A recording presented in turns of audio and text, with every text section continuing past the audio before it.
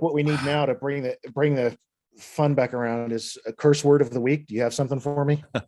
I do. The curse word of the week this week is maybe a word you've heard before. The word bint, B-I-N-T, as used in the expression, you cross-eyed bent. It's a noun.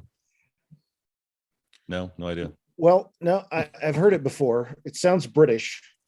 It is. I'm just going to guess with good old fashioned dumbass. No, right? it seems like it's very much a Faulty Towers Monty Python. I mean, it's a derogatory term for a woman. And don't get mad at me. I'm not encouraging the use of disparaging terms toward women, but I just think the word's funny. And certainly it's a better disparaging word to use than some other disparaging words. So it's an alternative, but it's just a funny word. I just like the idea of calling someone a bent versus something that's far worse. Well, at the very least, they'll do a double take. I'm sorry, what did you call me? Did you say I was pocket lint? What? What, lint? A mint? A dinner mint? What? Right. I am not a flint. How dare you? Right. I guess I might have heard it, but thought they were saying git, which I know is another bad English word. So, right. All right, there you go. Your curse word of the week. Enjoy. All right. My story is not really a story just as much as it is sort of a summary of silliness. So there's a great big building in New York City called the New York Public Library. I suspect you've probably heard of it. Maybe you've even been there, since I know you live there. And so way back in the dark ages, before we had Google and Bing and Alexa, Bing. My Alexa just turned on and is waiting for me right this second, literally. He's looking over his shoulder, folks. I'm about to be knifed or something. Like, what? What do you want? So the New York Public Library, their staff got into the habit of writing down on note cards whenever they got notably silly or ridiculous questions or comments from the public. And these are not questions that were mailed in. These are, because I'm sure over the 127 year history, or even more than that, history of the New York Public Library, you couldn't have a summary of every single ridiculous question that people had asked. But when there were some questions that were notably insane or ridiculous, the staff there would pull out an index card and quickly write up a summary and put it in this box. Apparently, some of these boxes were, they were filed in the archives in the basement, and then they were some treasure trove of these note cards were discovered, and so people started going through them. These are cards basically from sort of the 40s into the 80s. And the library now has an Instagram page, and they actually published a book that just is a sort of a summary of some of the things that they've been asked over the years to weigh in on in a pre-Google universe. So this is a note card from 1945. Librarian wrote, "When writing to a sailor, one should always spell the word way, W-E-I-G-H, as in anchors away, out of courtesy, or should you actually spell it W-A-Y?" Okay, I'm not sure why that's terribly important. So sometimes there wasn't even a question. In January 20th, 1983, a reader walked up to a desk and said to the librarian, "You'll have to forgive me. I'm from New Jersey." Okay. October and of that little boy grew up to be Bruce Springsteen. October of 76. Why do 18th century English paintings have so many squirrels in them? I just picture these, every day these librarians having this look on their face like, what? Insanity. Do you have any books on human beings? Why, yes, we do. Is it proper to go alone to Reno to get a divorce? Yep, that's. I guess that's probably fine. November of 79. Does anyone have a copyright on the Bible? Followed up another question from 56. What kind of apple did Eve eat? All right. April of 1946. This is a summary of a telephone call, and the card reads, "Terrified female voice. What'll I do? I just saw a mouse in my kitchen. Is DDT any good for them?" Librarian suggested she get a trap, and she wailed in response, "Oh no, I couldn't pick up a dead mouse." Isn't DDT the carcinogenic awful shit that was in Agent Orange? Or is that, I don't know what, oh God. Another note card. Does the female human being belong to the mammal class? Yeah, it's definitely, human females are definitely mammals. Inquiry at desk, November 1948. And this one, I'm dying to know what this even means. Someone walked up and asked a librarian, "Can I get a book telling me how to be the mistress of ceremonies at a musical orgy?" What? This is 20 years before Hair. What the hell are you talking about? A musical orgy? A musical. How can I be the mistress of ceremonies at a musical orgy? No idea. And then this was, I think, hands down, my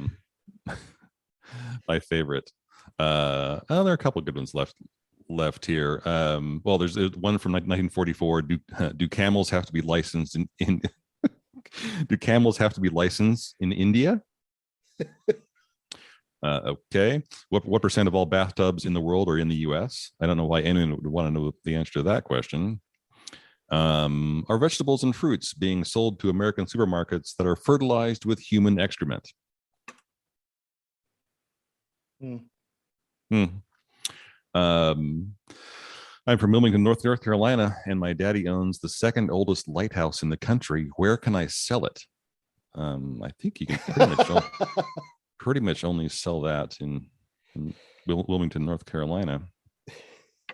And a couple others here. I would like to know something about the physical characteristics of Adolf Hitler. I think I found him. He walks heavier on one foot. This is a question asked on the telephone. Okay.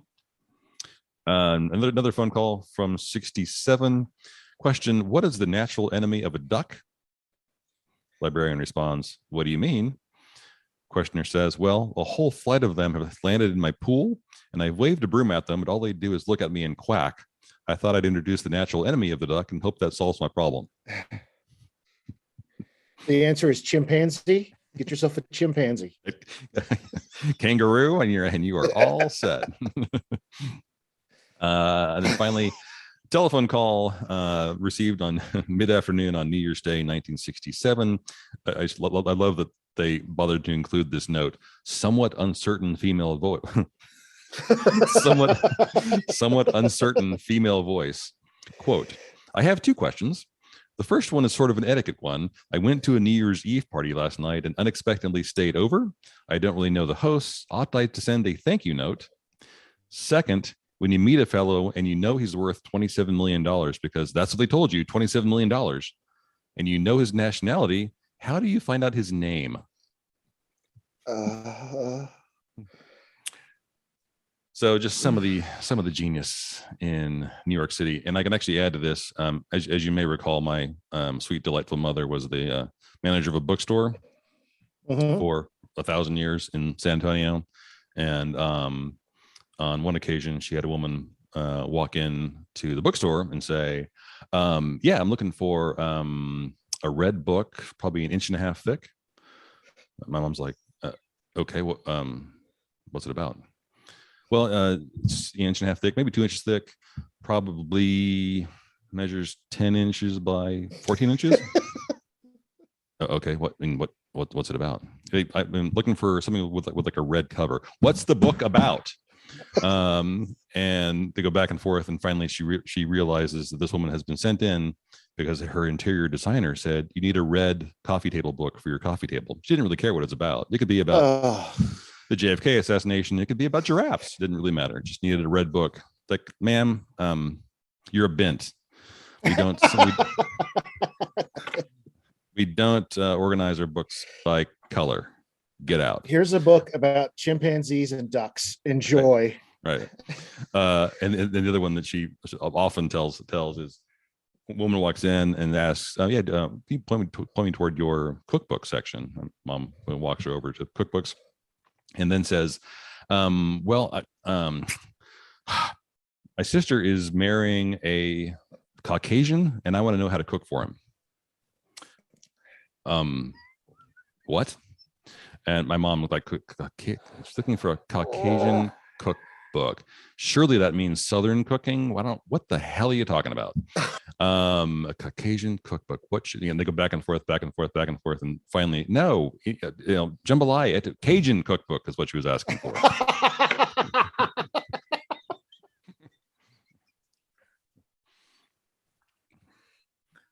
My sister is marrying a Caucasian and I need to know how to cook for him. You want to eat something called etouffee? You mean etouffee? You dumbass. Get out. So a source for that, there's a book out called Peculiar Questions and Practical Answers, a little book of whimsy and wisdom from the files of the New York Public Library. So nice little book.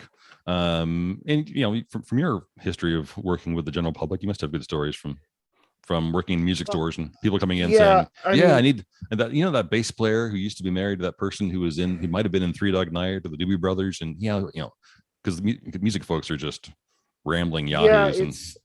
I thought of a couple while you were talking, and the two that came to mind for me was one time this woman came in and said, "Do you have that song?" And I said, what song?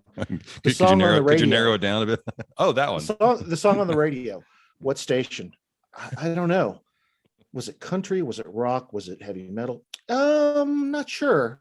It was about love. Oh, okay. Well, that of all the subjects that songs have been written about, and I know I'm not alone in this. So you multiply that by thousands upon thousands of music clerks at various places. And then the other one that came to mind, because we expect people to have all of this specialized knowledge. I was standing in line.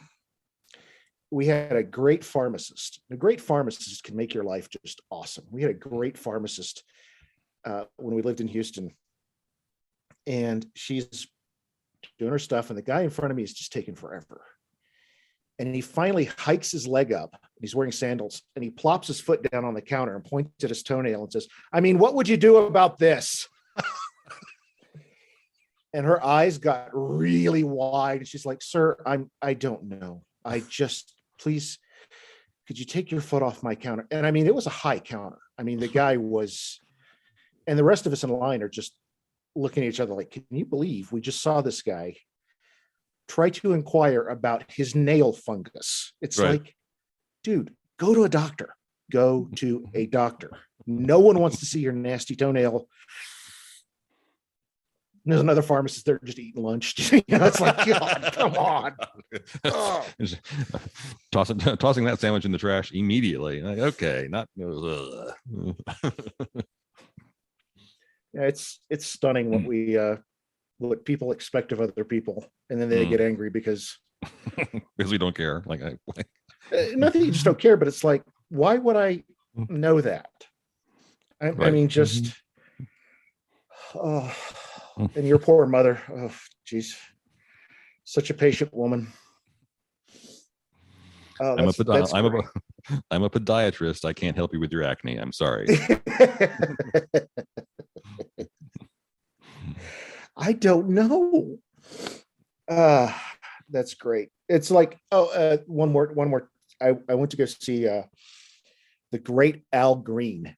I think it was at the Beacon Theater in New York. And he comes on and does a set, and it lasts about 45 minutes. And, jazz sets are usually about 45 minutes. Jazz sets are not that long. As I'm walking out, this one guy's clapping, and he kind of pulls me aside and says, "He only played for 45 minutes." I was like, what am I, his road manager? I'm just here watching the show with you. I have no idea. Yes, I agree. He did. Yes, but it was a tight 45. So